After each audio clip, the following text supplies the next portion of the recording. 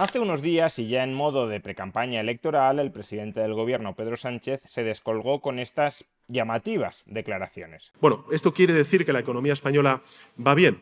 No.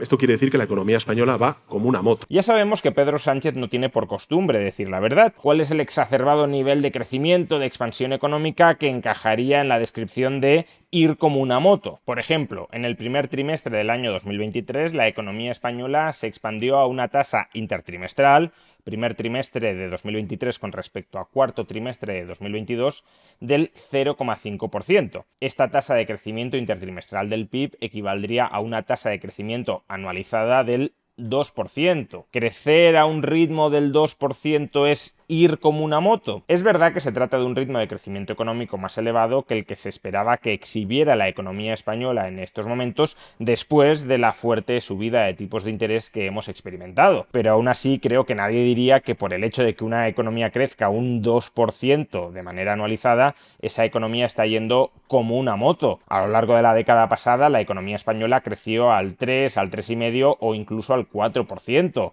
Si por crecer al 2% vamos como una moto, creciendo al 4% deberíamos haber ido como un cohete. Y Pedro Sánchez en esos momentos no afirmó nada similar a esto. Probablemente a lo que se esté refiriendo Pedro Sánchez cuando dice que la economía española va como una moto es que ahora mismo está creciendo a tasas sustancialmente más elevadas que el resto de sus colegas europeos. Por tanto, quizá, y forzando un poco los términos, en términos comparativos sí que podríamos decir que la economía española va como una moto, es decir, va sustancialmente mejor que el resto de otras economías europeas.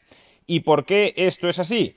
Causas las habrá diversas, por ejemplo, el desigual impacto que ha tenido la guerra en Ucrania en las distintas economías europeas, o por ejemplo, la distinta estructura económica de los países. Ahora mismo lo que está sufriendo más en la economía global no son los servicios, sino la industria. Y la economía española es una economía que depende mucho más de los servicios, por ejemplo del turismo, que la economía alemana, que tiene una base industrial mucho mayor. Pero dejando de lado las consideraciones anteriores, lo que no es honesto es afirmar que la economía española va como una moto, porque durante el último año ha sido la economía que mejor se ha comportado dentro de la Unión Europea, omitiendo la tasa de crecimiento acumulada de cada una de las economías europeas con respecto, por ejemplo, al cuarto trimestre del año 2019, es decir, al último trimestre previo a la pandemia. Es decir, esa economía que va como una moto es la tercera peor economía de la Unión Europea si la comparamos con el cuarto trimestre del año 2019, porque parte del sobrecrecimiento actual no deja de ser un rebote, una compensación de la sobrecaída previa. En resumen, la economía española, esa que va como una moto, todavía no había recuperado en el primer trimestre del año 2023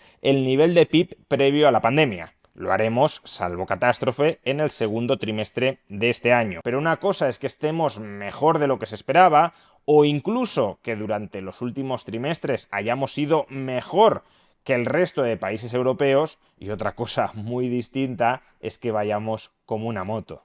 La diferencia, desde luego, no es menor. Es la distancia que media entre el rigor y la propaganda, entre la verdad y el sanchismo.